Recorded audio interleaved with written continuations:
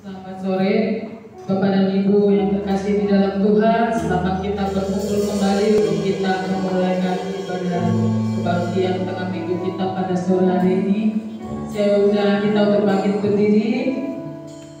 Kita akan angkat lagu penyembah kita pertama, yaitu berterima kasih Yesus.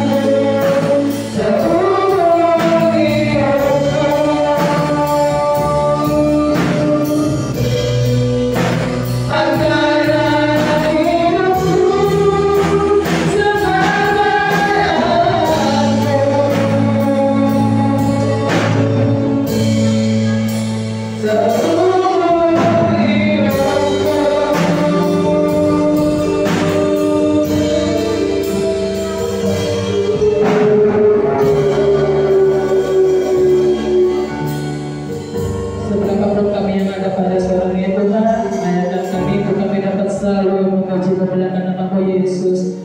Terima kasih Bapa untuk penyertaan-Mu sehingga kami boleh sampai dan dapat berkumpul di dalam rumah-Mu untuk kami dapat menjalankan ibadah kebaktian tengah minggu kami pada sore ini Bapa. Kiranya permintaan luar biasa bagi setiap kehidupan kami Yesus. Tapi juga Engkau ya Bapa, pakai ya Bapa untuk setiap para pelayan-Mu yang sore ini melayani Engkau ya Yesus. Terlebih juga ya Bapa, Engkau pakai hamba-Mu ya Yesus yang akan menyampaikan firman-Mu, biar semua yang diperkatakan beliau ya Bapa, biar semuanya yang berasal daripada Engkau ya Yesus. Sementara juga Bapa, kami siap untuk melakukan jalannya ibadah kami pada sore ini Bapa. Kiranya Engkau menyertai Bapa dari awal tengah hingga akhirnya.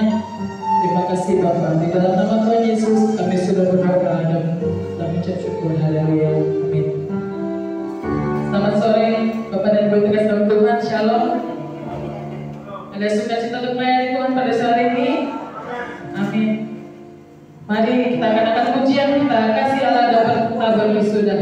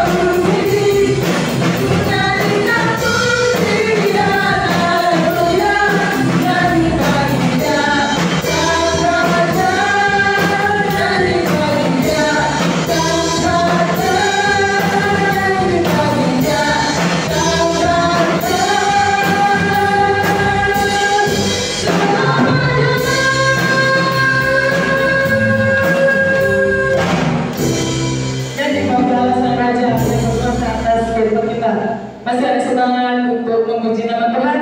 Saya undang kita untuk bangkit berdiri.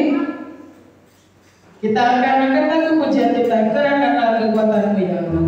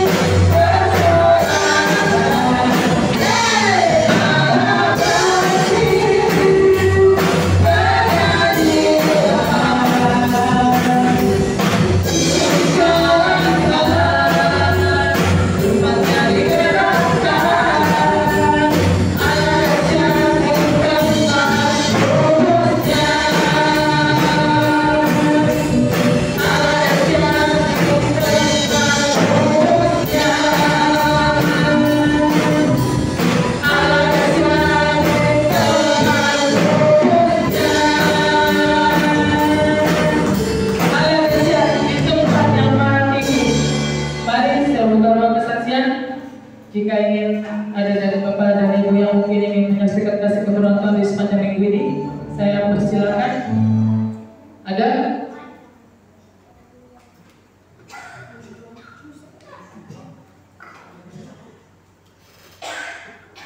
Selamat sore, ibu-ibu atau bapak-bapak.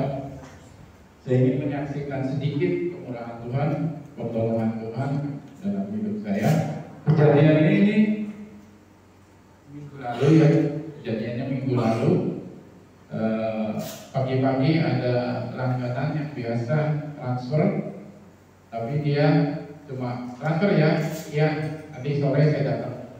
Jadi kebetulan, iya Pak, nanti saya transferin. Karena saya sudah simpen, dia minta 500.000, dan kalau sudah disimpan itu menurunkan ada lagi yang disimpan yang lainnya. Tiba-tiba saya, karena pagi hari termasuk lagi ramai sibuknya antara istri saya, antara Excel, jadi saya kurang konsentrasi. Saya pencet, saya pikir langganan yang meminta itu 500.000. Ternyata langganan yang lain, ya, yang saya kirim. Lalu saya udah cek lagi nih, terus saya sempat salah pin, karena banyaknya pin saya, jadi salah masukin password. Ulang lagi katanya. Tapi saya di tulisan di atas kan biasanya ada namanya lagi untuk siapa. Nah, saya mata ini sepertinya melihatnya yang saya mau transfer. Saudara, pas sukses transaksi berhasil, saya baru kebaca namanya, kok bukan yang saya kirim. Aduh. Ini langganan, tapi belum. Saya nggak nyimpen WK-nya, nggak nyimpen nomornya. Biasanya kan kalau ada langganan nyimpen WK-nya, jadi nggak usah di print.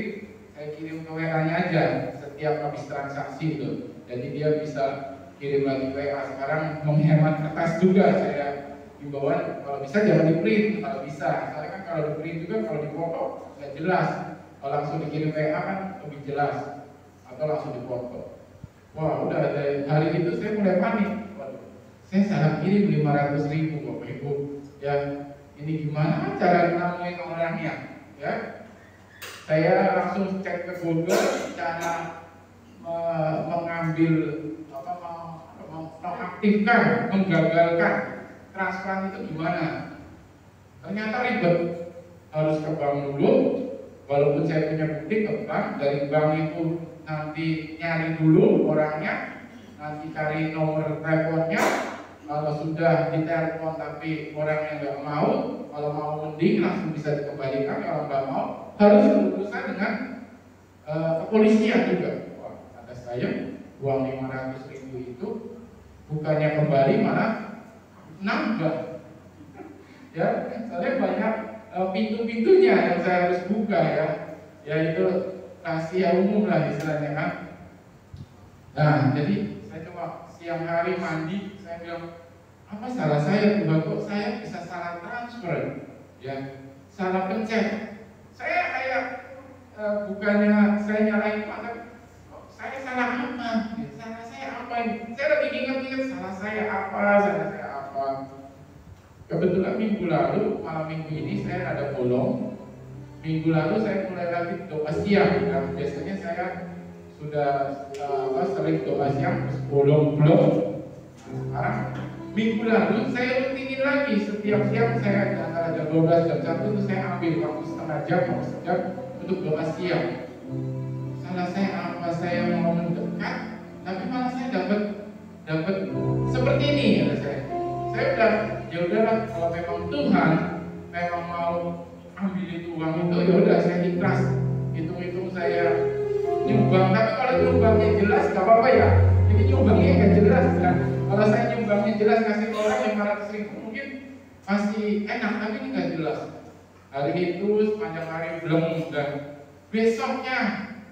Jadi setiap orang datang saya langsung ngawasin orang yang saya transfer itu yang salah itu. Oh, nggak datang sampai hari yang ketiga atau keempat. Biasanya dia datang setiap hari dia datang.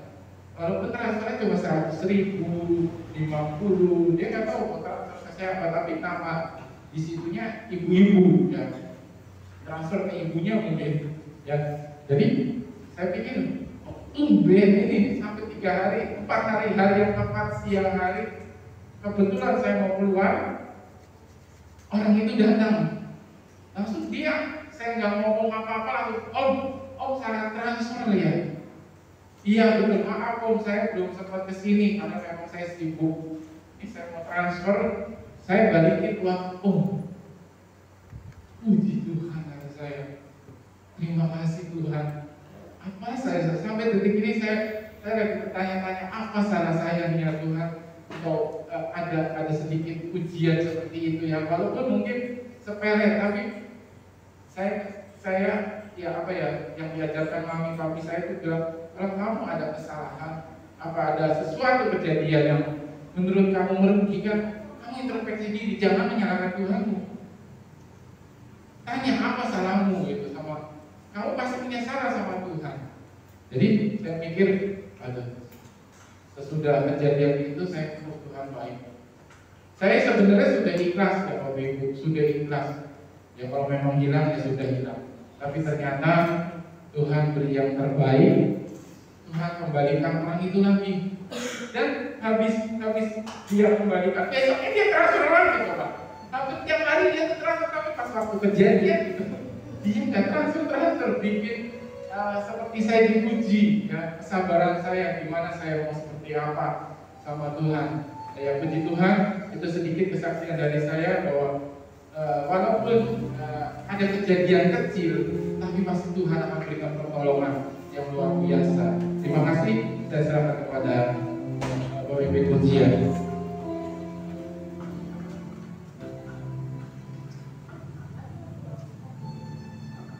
Ada lagi? Jika tidak ada, kita akan berikan persembahan kita yang terbaik kepada Tuhan. Kami menjalankan persembahan, kita akan angkat lagu persembahan kita, Berilah yang Baik. Berilah yang baik, berilah yang baik, Tuhan sudah memberikan yang terbaik. Apa yang baik, berilah sekarang, Tuhan pasti balaskan, berkata engkau sepanjang.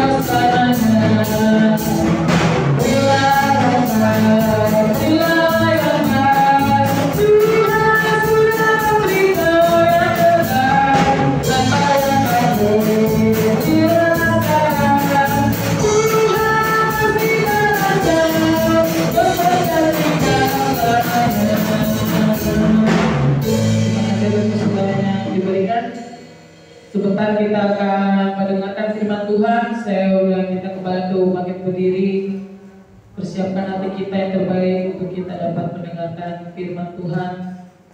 Kita akan angkat lagu penyembahan kita, Engkaulah perisaiku.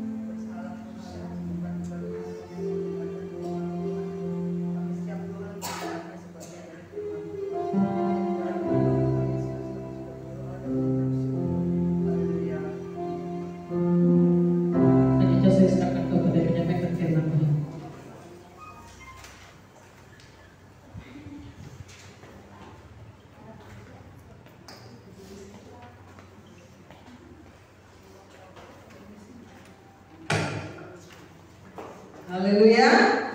Amin. Puji Tuhan, terima kasih buat tim musik yang sudah berkati kita dengan pujian penyembahan. Puji Tuhan, masih bersemangat Bapak Ibu Saudara. Bapak-bapaknya cuma begini. Kalau lagu itu kebanyakan kaum wanita, betul? Kaum prianya cuma berapa nih? 5 sama Excel sama Moses. Masih bersemangat? Luar biasa. Wih, saya pikir Tante Eri masih di situ. Tadi di pastori ngobrol lanjut di warungnya Tante Nok. Saya pikir belum pulang Tante. Puji Tuhan, kalau ngobrol tuh asik ya Tante ya. Pelipur lara ya. Istilahnya mungkin keseharian kita kadang-kadang kita kesepian, dengan ngobrol kita saling berbagi, saling menguatkan. Oke, waktunya bangkit dong, balik. Waktunya saya dan saudara bangkit kembali. Ada yang sudah mulai tertidur, ada yang sudah mulai lemah, ada yang sudah mulai mundur, ada yang sudah mulai meninggalkan Tuhan. Saat ini saya mau menyampaikan kebenaran firman Tuhan bahwa waktunya bangkit kembali. Amin.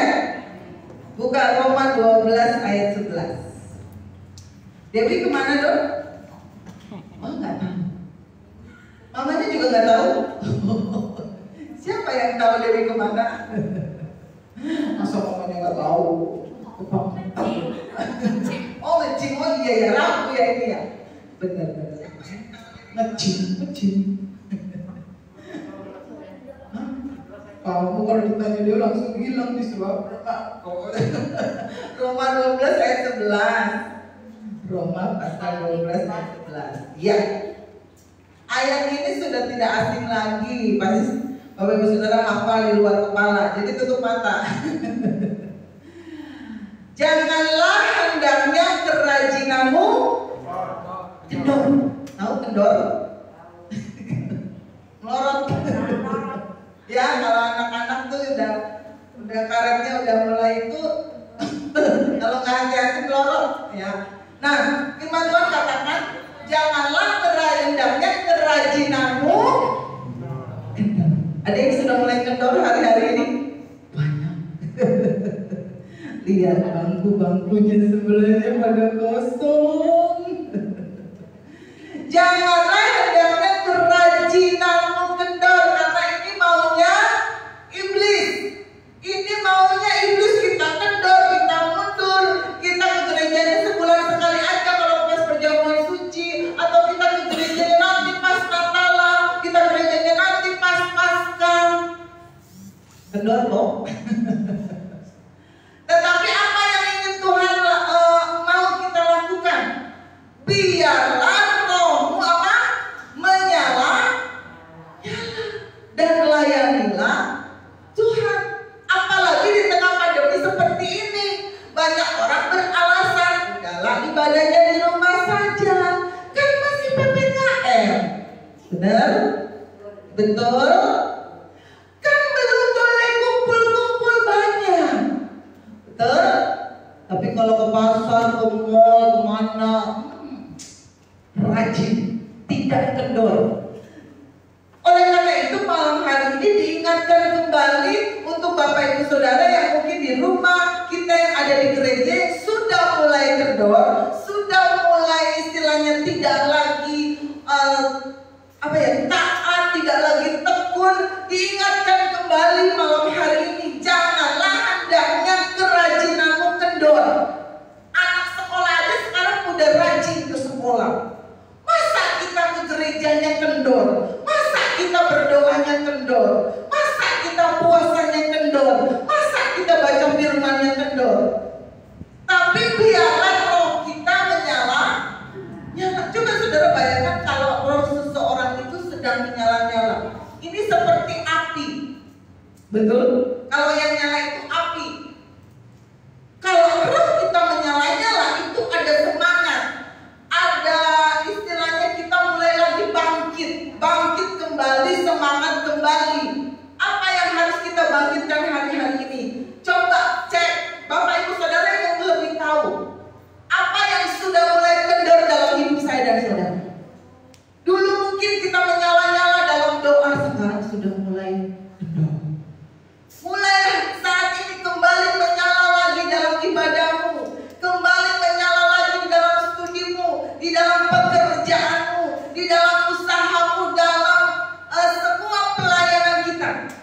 ayo bangkitkan diri kita lagi. Hei jiwaku, semangat. Untuk bangkit dan bersemangat itu diperlukan api. Betul? Saudara, kalau sesuatu yang menyala itu pasti ada api. Api itu berbicara apa? Roh Kudus. Api itu berbicara kuasa. Api itu berbicara sesuatu yang berasal dari Sang Maha Kuasa. Dia sumber api yang memberikan kepada kita kembali semangat yang menyala-nyala. Diperlukan api. Api Roh Kudus biarlah dicurahkan atas kehidupan saya dan saudara. Nyalakan apimu kembali. Kalau saat ini sudah mulai kendor, ayo bangkitkan lagi. Kayak Om Denny, udah mulai doa lagi. Saya bilang, jangan gara-gara toko doa kita kendor. Kalau ada sesuatu yang mungkin kita diberkati lebih lagi, tetap kencangkan apa sih? Jangan kendor lagi. Tetap kencangkan semangat kita, tetap bangkitkan roh kita. Lebih menyala-nyala lagi. Kalau saudara dan saya diberkati dengan kesehatan aja, ya kan? Kita masih ada sampai detik ini, itu kemurahan Tuhan. Kalau kita masih bisa duduk beribadah, bercerita satu dengan yang lain, itu kemurahan Tuhan. Karena apa? Karena Tuhan berarti masih memberikan kepada kita kesempatan. Nah, jangan sia-siakan kesempatan yang Tuhan berikan. Firman Tuhan katakan, janganlah kerajinanmu kendor. Kendor karena apa? Terlena. Dengan corona, dengan pandemi ini, kita kadang-kadang dibuat terlena. Sudahlah, daripada kumpul-kumpul di gereja nanti takutnya kena corona. Betul? Iblis itu membisikkan seperti itu. Kumpul-kumpul nanti kena. Tapi kalau ke tempat lain bisa. Kalau ke gereja takut. Padahal sumber api itu ada di gereja. Kalau kita beribadah seperti ini, kita menerima kuasa, kita menerima api Roh Kudus. Ketika kita bernyanyi memuji Tuhan, kita ada semangat, muncul semangat. Bukan berdiri. Asik, Singer. minggu depan singer. Apa WL. Ya, kita nyanyi aja tadi ya. Itu kita ada semangat loh. Ada api yang memberikan kepada kita semangat. Oh iya, saya harus berdiri kembali. Ya kata Ico, semangat lagi. Tante Enok, Kilani, dan semua yang hadir malam hari ini, ayo bangkitkan jiwa kita. Ada semangat lagi. Ayo pekerjaan kita dibangkitkan lagi semangatnya. Apa yang kurang dalam pelayanan ini dibangkitkan lagi. Anak-anak sekolah, oh saya nanti entar lagi UTS di tanggal 20, belajar lebih giat lagi. Tidak cukup nilai yang bagus, engkau harus berprestasi, engkau harus meraih nilai yang terbaik. Itu yang harus kita bangkitkan saat ini. Apa yang kurang dalam pekerjaan, terus berikan yang terbaik. Layani Tuhan. Nah, kalau kita mau membangkitkan semangat roh kita, diperlukan api. Mengapa bagi Tuhan, pertanyaannya ya, menyalakan api itu penting? Kan di situ dikatakan biarlah rohmu menyala-nyala. Berarti harus dinyalakan. Api roh di dalam hidup kita harus dinyalakan. Karena Tuhan tahu api itu adalah kekuatan.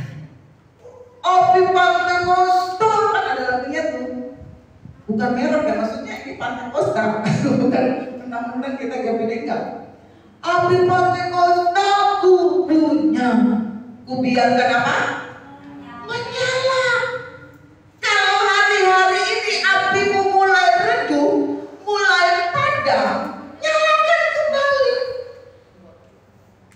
Amin.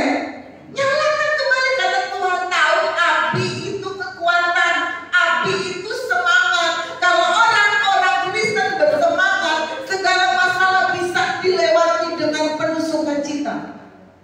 Segala persoalanmu, sakit penyakitmu,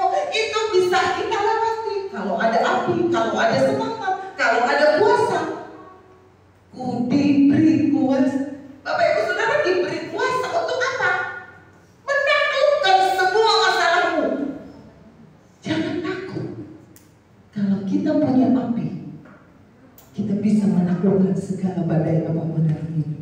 Amin. Nah, apa manfaat api itu? Apa manfaat semangat itu? Apa manfaat kuasa itu? Ada 4 yang saya bagikan. Yang pertama, api itu bisa membuat manusia bertahan. Betul?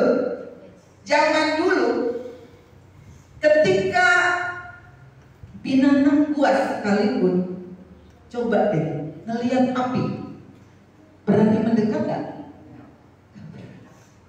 Betul? Coba lihat. Kalau binatang sebuas apapun, harimau, singa, apapun, ketika melihat api, dia tidak berani mengganggu manusia yang ada di dekat api. Kalau saudara punya api, saudara punya kuasa, saudara punya kuasa Roh Kudus, punya semangat. Ketika iblis ingin mendekati hidupmu, dia gentar. Betul? Dia kan berkeliling. Iblis itu mencari celah. Kalau dia lihat ada seseorang yang apinya padam, nah itu yang dideketin, itu yang diincar.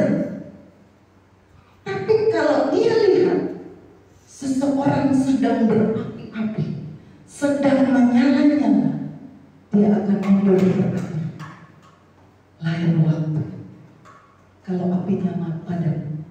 Betul?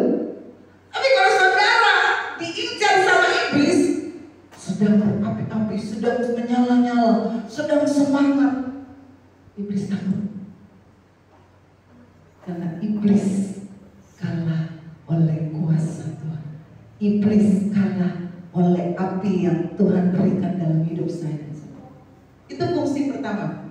Api membuat manusia bisa bertahan. Api juga ketika musim salju, ya, di rumah-rumah. Kalau kita nggak ngalamin ya, di luar negeri kalau Bapak Ibu Saudara lihat TV, nonton film, itu mereka ada yang disebut apa? Tungku ya, di rumah tuh. Supaya apa? Bukan supaya hangat, bukan buat mainan, buat nyantai. Supaya ketika musim dingin itu datang, ruangan di rumah itu menjadi hangat. Kalau manusia kedinginan,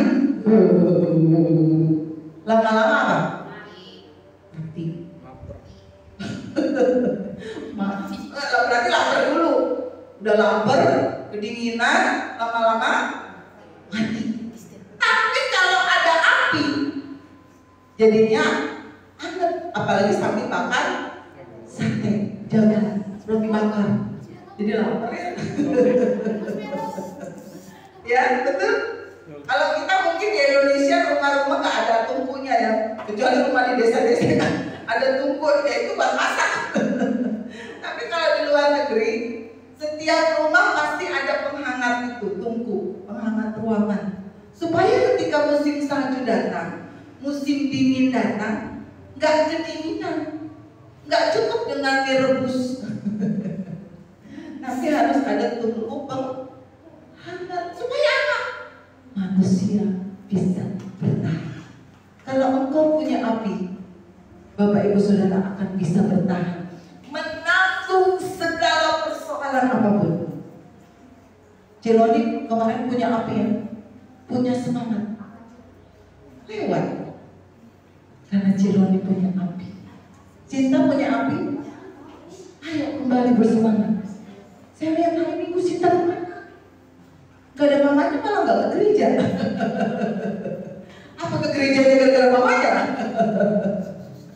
Ya, ayo rajin lagi, mumpung pintu-pintu gereja sudah dibuka kembali. Nanti kalau ditutup kembali bingung, mau ibadah online orang konsen, betul? Ibadah online sambil nyuapin anak. Udah gitu abis itu, mama, gitu kan? Konsen gimana coba? Tapi kalau saudara di gereja, saudara mainan HP aja kadang suka kan? Betul? Tapi kalau ibadah di rumah, ibadah online, saudara mau sambil nonton film bisa, Mau sambil makan ketoprak bisa. Karena nggak ada, kalau di gereja saudara mungkin langsung di itu. Beda. Ibadah di rumah dengan di gereja itu beda. Suasananya beda, rohnya itu beda. Walaupun Tuhan hadir, maha hadir, iya betul. Tapi suasana itu yang mendatangkan api. Api itu menghangatkan manusia waktu cuaca ekstrim. Ya, kita sering mendengar di luar negeri ada cuaca ekstrim. Api membuat manusia bisa bertahan. Saat ini kita menghadapi tantangan ekstrim. Betul? Orang sehat, suker buker, bisa meninggal gara-gara corona. Itu tantangan ekstrim kan? Kalau udah penyakit meninggal ya nggak apa-apa. Ini sehat, buker, baru ketemu kemarin, hari ini udah nggak ada. Satu keluarga misalnya meninggal, kan ekstrim tantangan yang kita hadapi hari ini. Tapi kalau saya dan saudara punya api, engkau bisa melewati tantangan ekstrim saat ini. Amin. Amin. Ayo bersemangat kembali. Karena itu jangan tawar hati. Buka dalam Amsal 24 ayat 10. Apa yang firman Tuhan katakan? Kalau kita menghadapi setiap kesesakan, jika engkau tawar hati, jika apimu kecil, ini sama dengannya ya. Jika engkau tawar hati, jika apimu kecil, jika apimu padam, jika rohmu tidak menyala-nyala lagi, jika kerajinanmu kendor pada masa kesesakan, kecil kekuatan. Betul? Saudara kalau ngadepin masalah, saudara tawar hati, saudara nggak ada rasa, nggak menyala-nyala, gimana? Udahlah, sampai di sini saja Tuhan. Betul? Kalau saudara nggak punya roh menyala-nyala menghadapi masalah, menghadapi tantangan, menghadapi persoalan pekerjaan, persoalan keluarga, ketika ada masalah dan engkau tawar hati, engkau tidak punya api, engkau tidak punya kuasa di masa-masa kesesakan saat ini, kecillah kekuatanmu. Kalau kekuatanmu kecil, matilah rohani. Engkau akan kecewa sama Tuhan, mudah kecewa. Tapi kalau seseorang ketika menghadapi kesesakan saat-saat ini, engkau punya api, punya semangat yang menyala-nyala, engkau mengundang kuasa Roh Kudus untuk hadir dalam hidupmu, engkau akan punya kekuatan yang besar menghadapi setiap persoalan. Kalau kekuatanmu besar, engkau mau pancos sama siapapun, pasti menang. Amin. Kenapa? Orang yang menang itu dilatih. Dalam setiap pertandingan, kalau kita melihat atlet-atlet olahragawan, mereka gak latihan satu dua hari kan? Berbulan-bulan. Bahkan ada yang bertahun-tahun mereka latihan demi memenangkan satu pertandingan. Kalau saudara mau menang, latih roh, baca firman, ke gereja rajin. Kalau engkau bisa puasa, semua yang melatih otot-otot rohanimu dikerjakan. Memang sulit melewati. Di saat yang lain mungkin makan enak, kau harus puasa. Itu namanya pengorbanan, betul? Di saat mungkin yang lain kongko-kongko dengan teman, engkau duduk diam di bawah kaki Tuhan. Itu pengorbanan. Kalau kita mau punya api, punya kekuatan besar, punya kuasa, bayar harga, berkorban. Gak ada api itu langsung tiba-tiba jelek hadir, enggak, ada prosesnya. Kita harus bayar harga, kita harus berkorban, kita harus mengorbankan waktu, korban perasaan mungkin, korban uang, korban harta. demi api itu tetap menyala. Amin. Kenapa Tante Erwin di itu? Bu? Kenapa?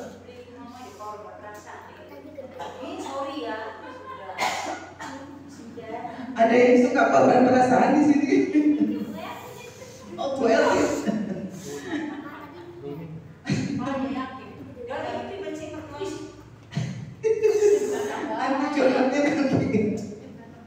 Semangat lagi ya, sampai kesel dengar Tante Erwin ngomong. Ya, itu yang pertama. Api itu membuat manusia bisa bertahan. Yang kedua, kenapa api itu penting? Kenapa puasa itu penting? Yang kedua, api membuat kita menjadi berkuasa. Coba Bapak Ibu Saudara pikir, Ami sama gajah kalau diadu menang mana nih? Ami.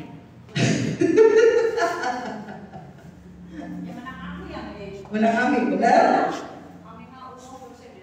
Nah, harimau diadu dengan Ami. Kalau pikir secara logika ya, menang manusia apa menang harimau?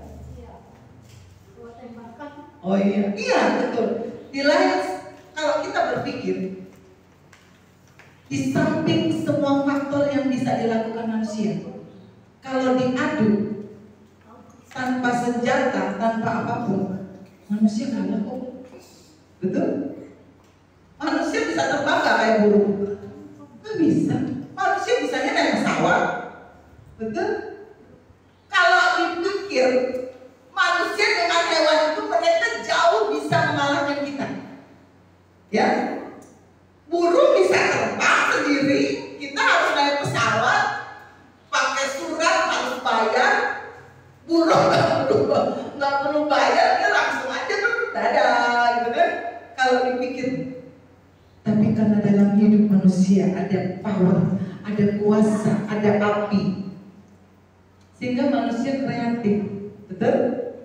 Sehingga punya kuasa, manusia itu bisa menaklukkan binatang. Adam seorang diri dengan Hawa, tapi dia bisa menaklukkan. Kenapa? Tuhan dia. Kejadian 1, manusia itu diberi kuasa untuk menaklukkan, untuk menguasai segala hewan-hewan binatang apapun. Seperti saya katakan tadi, kalau hewan buas sekalipun, jika lihat api akan mundur berarti. Ya, betul?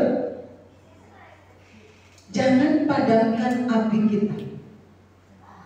Karena ketika kita ada kuasa, ada semangat, ada api, masalah sebesar apapun akan bisa kita lewati. Firman Tuhan itu benar kok. Hati yang gembira adalah obat yang manjur lagi. Bukan hanya obat, tapi obat yang manjur. Itu hati yang bergembira, hati yang punya kuasa, hati yang bersukacita. Hati yang punya sukacita itu adalah obat yang manjur. Tetapi kalau apimu kecil, kalau semangatmu patah, itu mengeringkan tulang. Amin. Api membuat saya dan saudara berkuasa atas setiap persoalan apapun hari-hari. Apa masalah yang ada di depan kita? Minta api itu, api Roh Kudus itu hadir dalam hidup kita. Maka kita akan menginjak-injak masalah. Di dalam nama Yesus saya sembuh. Di dalam nama Yesus anak-anak saya diberkati. Di dalam nama Yesus usaha saya dibangkitkan lagi. Di dalam nama Yesus masa depan saya diberkati. Di dalam nama Yesus gereja Tuhan ini bangkit kembali. Lihat, siapa yang sudah tidak bergereja lagi? Bukan hanya tugas Bapak Ibu Gembala dan keluarga pastor. Bapak Ibu Saudara juga punya tugas untuk merangkul mereka-mereka yang saat ini sudah hilang. Betul? Ada yang sudah hilang teman-teman? ngakunya, kok gak ada ya, biasanya ada. Tugas soulmate-nya loh.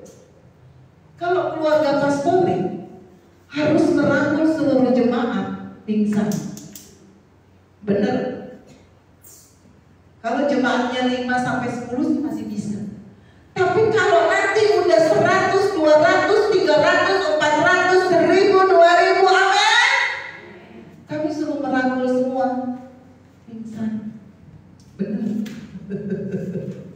Tugas kita bersama untuk membuat api teman-teman kita menyala kembali. WA dong. Kita ini punya potensi untuk membangkitkan api teman-temannya. Datangin tante. Siapa saja yang tidak hadir Rabu ini, datangin. Baik. Enggak, bagikan apimu. Kalau aku menyala-nyala, bagikan apiku. Itu sama dengan kalau tukang sate kipas, betul? Tadinya apinya kecil, tapi dikipas. Bukan kipas gosip ya. Semangat dikipas. Lama-lama apinya menjadi besar. Kalau api itu besar, bisa membakar sate, bisa dimakan bareng-bareng. Amin. Nyalakan apimu kembali. Mau membangkitkan api teman-teman kita yang sudah mulai redup? Ayo semangat lagi. Ayo ke gereja lagi. Ayo melayani Tuhan kembali. Ayo nyalakan apimu kembali. Maka kita bisa melewati semua badai. Itu berhenti ya.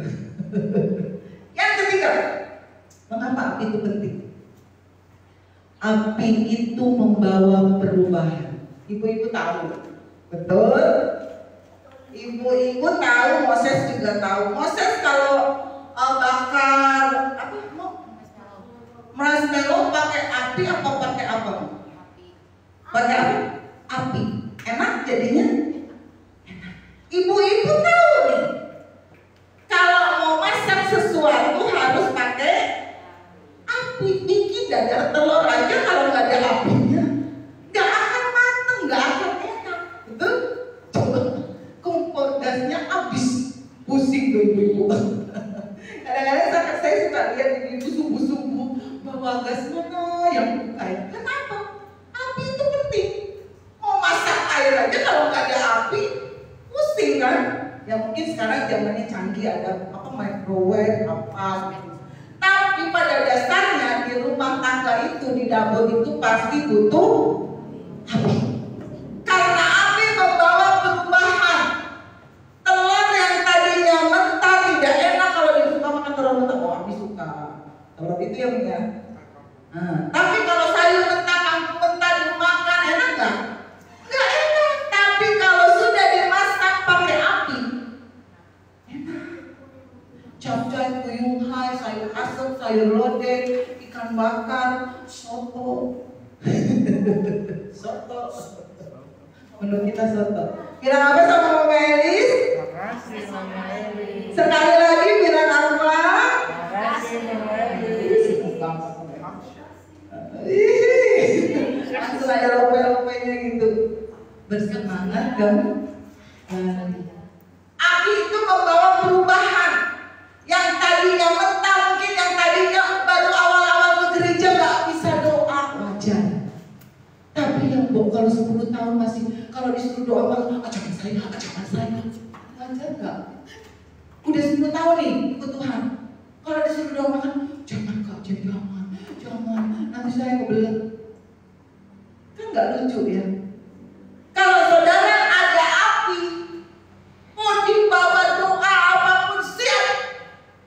Joni Rabu siap. Tante Erin Minggu siap. Hah? Apa? Apa? Ya, betul. Kalau orang yang bersemangat kan gitu. Karena api membawa perubahan. Yang dulunya gak bisa doa jadi bisa doa, pinter berkata-kata.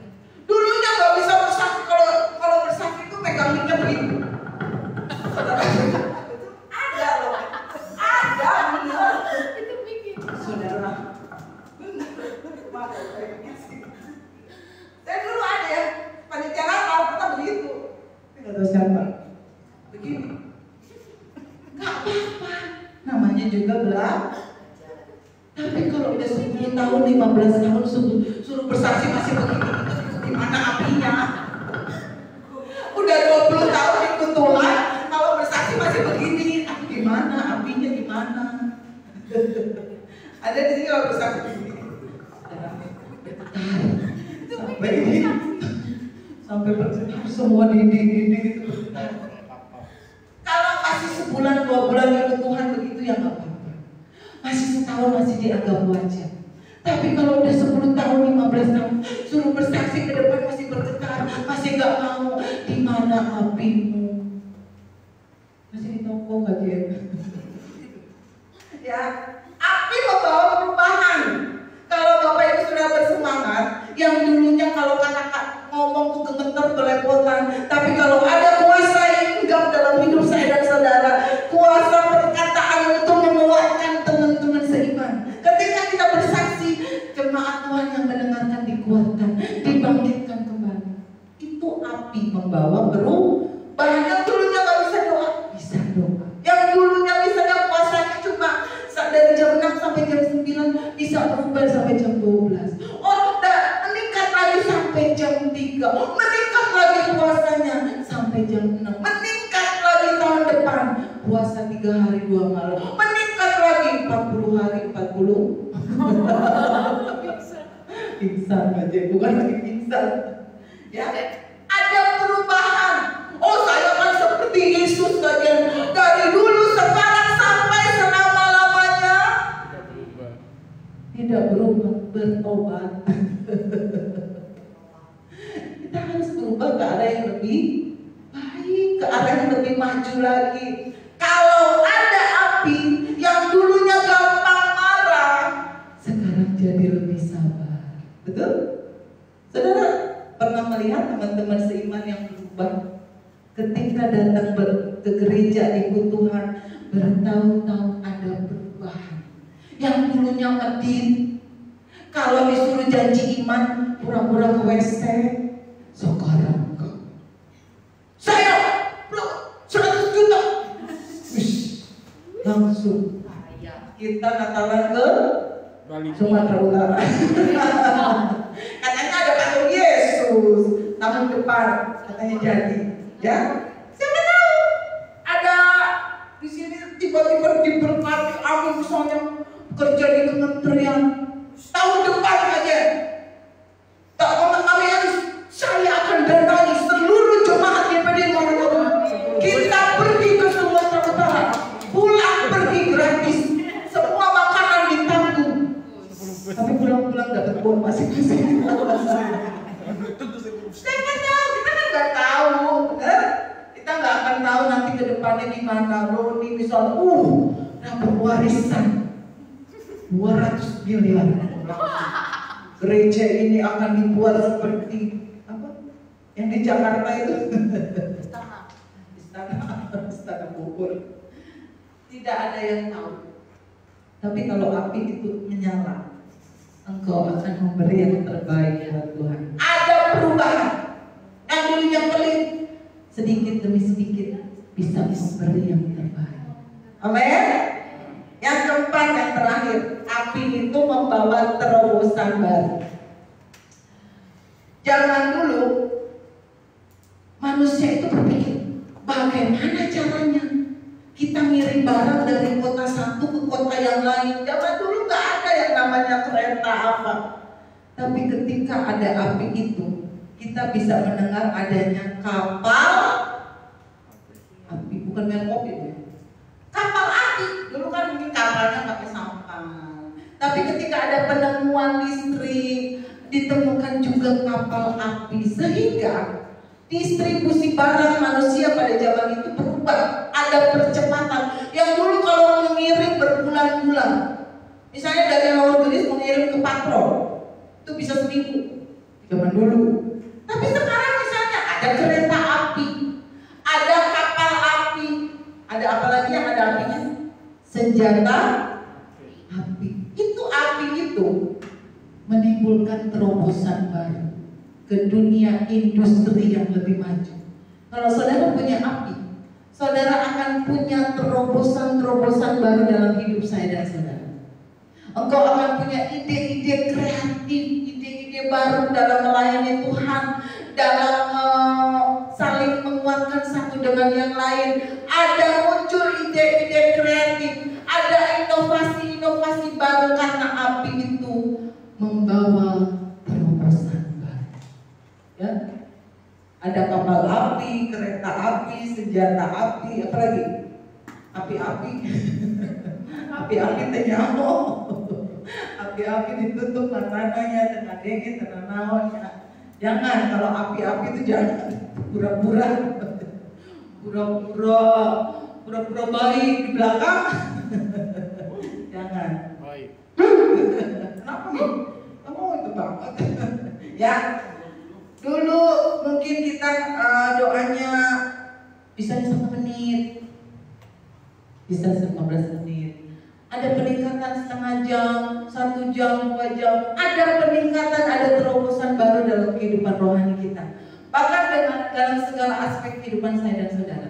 Ketika ada api, ketika ada semangat, ketika ada kuasa Roh Kudus hadir dalam hidup saya dan saudara, kita akan punya ide-ide yang kreatif. Nyalakan api kita kembali. Amin.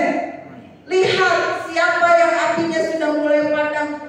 Teman seiman kita, orang tua kita, adik kita, sahabat kita, anak kita. Oh ini apinya udah mulai padam kan? Ya, nyalakan kembali, bangkitkan kembali. Waktunya bersemangat kembali, mendekat terus kepada sumber api itu, sumber kuasa itu. Kejar kehadirannya.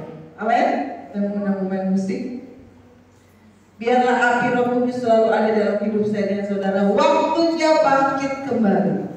Waktunya bersemangat kembali jemaat Tuhan GBDI Maranatha Haur Gelis.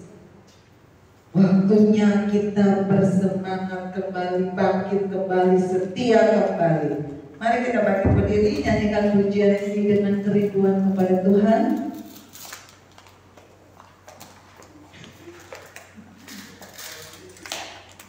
Nyanyikan pujian ini dengan terus mengejar kehadiran Tuhan. Dia sumber api dalam hidup saya dan saudara.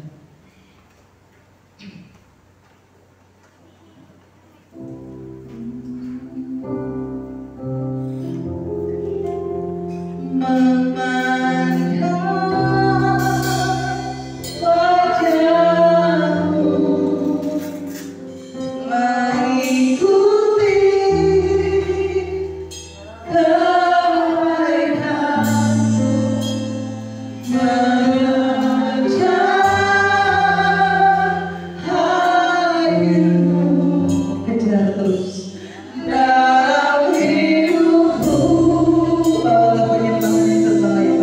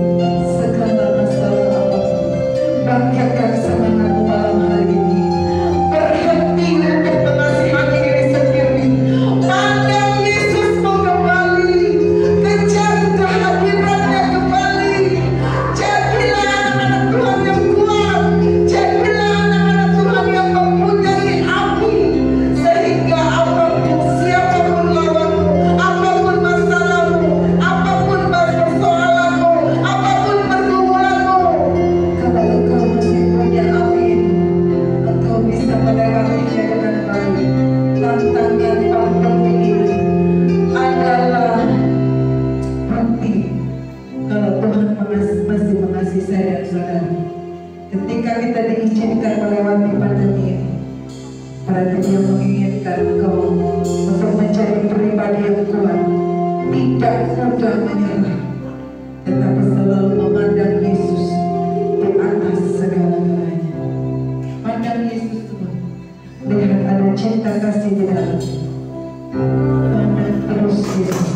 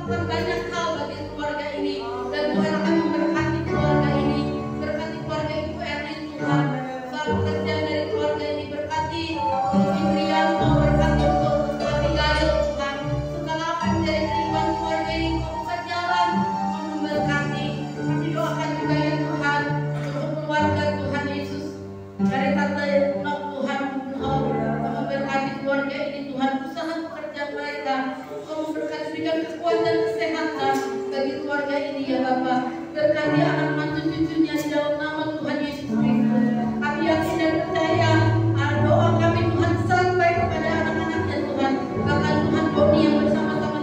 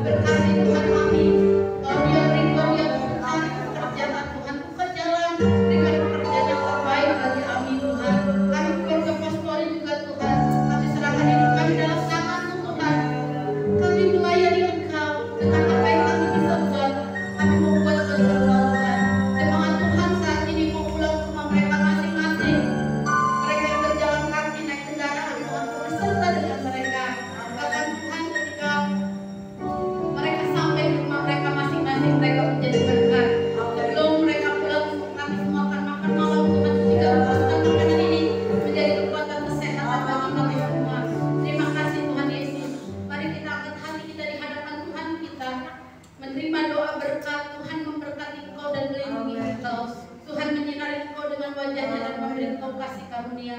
Tuhan menghadapkan wajahnya kepadamu dan memberi engkau damai sejahtera.